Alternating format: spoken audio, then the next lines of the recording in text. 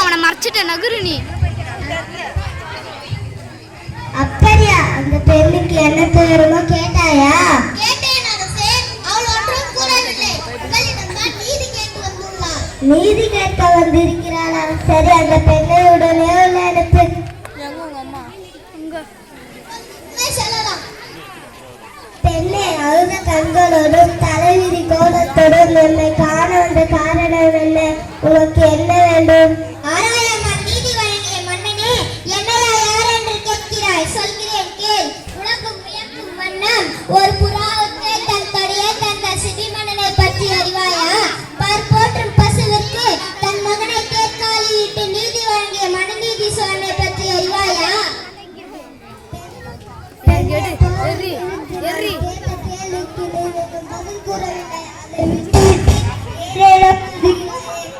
இழப்பின் அருமை தெரியாத மன்னனே, என் நிலை அறியாமல் தானே நீ இப்படி கூறிக்கொண்டிருக்கிறாய். இதுவரை நான் கூறிக்கொண்டிருந்த பெருமை பிறந்த சோழ மன்னர்கள் வாழ்ந்த புகார் நகரமே என்னுடைய ஊர். பெரும் மனிதன் வாசாத்துவானின் மகனான கோலனின் பாணியின் மனைவி நான். யார் போன் இது?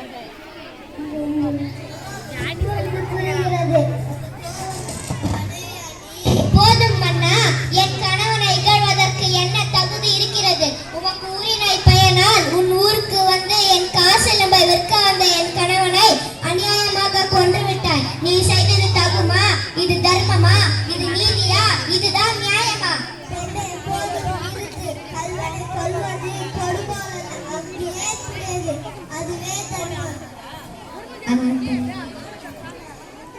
அறநெறி தவறிய மன்னனே, தவறினை தவறுகளை தண்டிப்பது தகுதியுடைய மன்னன் கூறுவது யாரும் அறிவேன். ஆனால் நீ சொல்வது போல் என் கணவன் கல்வன் அல்ல. அவரிடம் இருந்த சிலம்பு மரசுடையதல்ல. அவருடைய இன்னொரு சிலம்பு என்னிடம் உள்ளது. என்னுடைய சிலம்பின் பரல்கள் மாணிக்க கற்களானது. சொல்வது உண்மைதானா? அது உண்மையாயிருந்தால் அரசரின் சிலம்பு முத்துக்களானது. யார் அங்கே? கோலனும் இருந்து கைப்பற்றிய சிலம்பை கொண்டு வா. பெண்ணை எதுவும் கணவரிடம் கைப்பற்றிய சிலம்பு. நீதி தாராதன் என்று உன்னை கூறிக்கொள்ளும் மன்னனே, ஒரு தவறும் செய்யாத என் கணவனை கொன்று உன் அறநெறிக்கு இழுக்கு என்று நிரூபிக்கிறேன். இங்கே பார். தவறத்து விட்டனே. பிறம் சொல் கேட்டு பெரும் பழி சொல்லுக்கா. குளத்தில் எவரும் செய்யாத பழி சொல்லுக்கு ஆளாகிட்டேன். இனிமேலும் நான் உயிரோடு இருக்க விரும்புமா? இனிமேலும் எனக்கு வேன் கூட அத்தை போன் பண்ணு. செல்வதான் எனக்கு.